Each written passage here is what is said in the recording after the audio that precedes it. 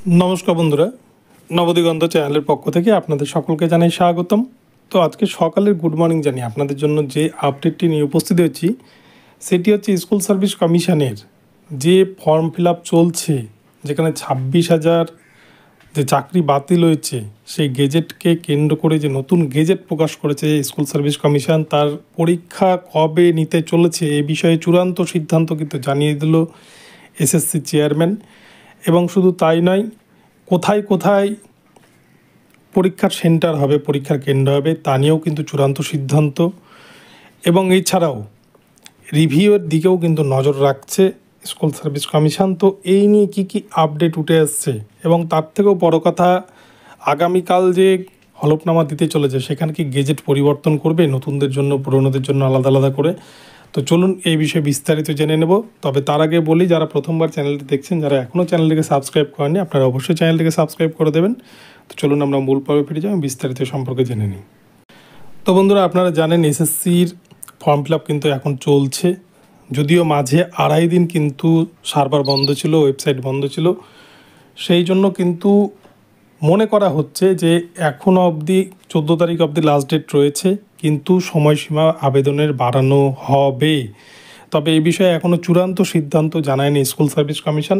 তবে এটুকুটা সূত্রের খবর যে কয়েকদিন আবেদনের সময়সীমা বাড়ানো হবে, সেটা 2-1 দিনের মধ্যেই কিন্তু নোটিশ করে স্কুল সার্ভিস কমিশন পরিষ্কারভাবে জানিয়ে দেবে, তখন বিষয়টা ক্লিয়ার হয়ে যাবে। এই গেল ফর্ম ফিল আপের বিষয়ে। এবং তার পরবর্তী যে বিষয়গুলো, সবথেকে বড় যে বিষয়, যে পরীক্ষা কোন মাসে হতে চলেছে। সেপ্টেম্বরের প্রথম সপ্তাহে স্কুল সার্ভিস কমিশন নিতে চলেছে সারা রাজ্যব্যাপী এই যে 44,000-এর যে নোটিফিকেশন জারি করেছে তার পরীক্ষা, যেখানে কিন্তু ফ্রেশার্স এবং ইন সার্ভিস যারা চাকরি হারিয়েছেন সদ্য, প্রত্যেকের জন্যই কিন্তু একসাথে পরীক্ষার ব্যবস্থা করতে চলেছে স্কুল সার্ভিস কমিশন, এমনটাই কিন্তু এসএসসির তরফ থেকে জানা যাচ্ছে। এবং এই বিষয়ে একটা সিদ্ধান্ত গৃহীত হয়েছে। তবে কোথায় কোথায় পরীক্ষার সেন্টার হবে সেটা নিয়ে এখনও পর্যন্ত চূড়ান্ত সিদ্ধান্ত করে উঠতে পারেনি স্কুল সার্ভিস কমিশন। তবে সেটাও কিন্তু খুব শীঘ্রই সেই বিষয়ে চূড়ান্ত সিদ্ধান্ত তারা গ্রহণ করতে চলেছেন। এবং এছাড়াও সুপ্রিম কোর্টে যে রিভিউ ফাইল, সেই রিভিউ ফাইলের দিকেও কিন্তু তাদের নজর থাকবে। গরমের ছুটির পর সুপ্রিম কোর্টে যখন রিভিউ ফাইলটা উঠবে, তখন সেই রিভিউ ফাইলে কি নির্দেশ আসে, আদৌ 26,000-এর চাকরি বাতিল হবে কি না, এখনও কিন্তু রাজ্য সরকার আশায় বুক বেঁধে রয়েছে যে রিভিউ ফাইলে তারা তাদের এই পুরো প্যানেলটাকে হয়তো বাঁচিয়ে দিতে পারবে। সেই জন্য তারা কিন্তু রিভিউ ফাইলের দিকে তাকিয়ে রয়েছেন। অপরদিকে সুপ্রিম কোর্টের নির্দেশ মেনে তারা 31শে ডিসেম্বরের মধ্যে পুরো নিয়োগ প্রক্রিয়াটাকে কমপ্লিট করে নতুন সিলেকশন প্রসেসের মাধ্যমে কিন্তু টিচারদেরকে স্কুলে জয়েন করাবেন। সব দিকটাই তারা একসাথে বজায় রাখার চেষ্টা করছেন।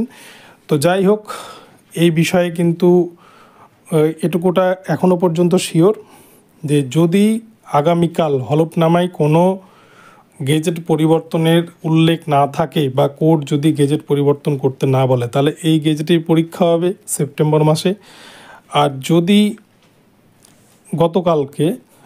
আগামীকালকে যদি হলফনামায় গেজেট পরিবর্তনের কথা বলে কলকাতা হাইকোর্ট, তাহলে কিন্তু স্কুল সার্ভিস কমিশনকে বেশ কিছু সমস্যার মুখোমুখি হতে হবে। তাদেরকে এই গেজেট পরিবর্তন করে ফ্রেশার্সদের জন্য আলাদা নোটিফিকেশান করতে হবে এবং যারা পুরনো রয়েছে তাদের জন্য আলাদা নোটিফিকেশান করতে হবে।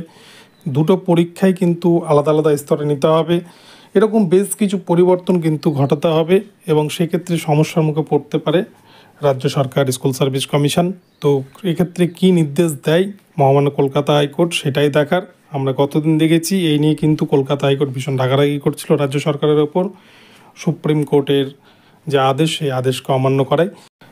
তো দেখা যাক শেষ পর্যন্ত কী হয়, আপনারা আমার চ্যানেলে আপডেট পেয়ে যাবেন। তো মূলত এখন কিন্তু দুটি স্তরে পরীক্ষা হচ্ছে, 9, 10 এবং 11, 12। এই দুটি পরীক্ষার ডেট কিন্তু ভিন্ন ভিন্ন হবে এই গেজেট অনুযায়ী। তো আগামীকালকে কিন্তু পুরো বিষয়টা ক্লিয়ার হয়ে যাবে। তো এখন এই পর্যন্ত ভিডিওটি ভালো লাগলে চ্যানেলকে সাবস্ক্রাইব করবেন। ধন্যবাদ।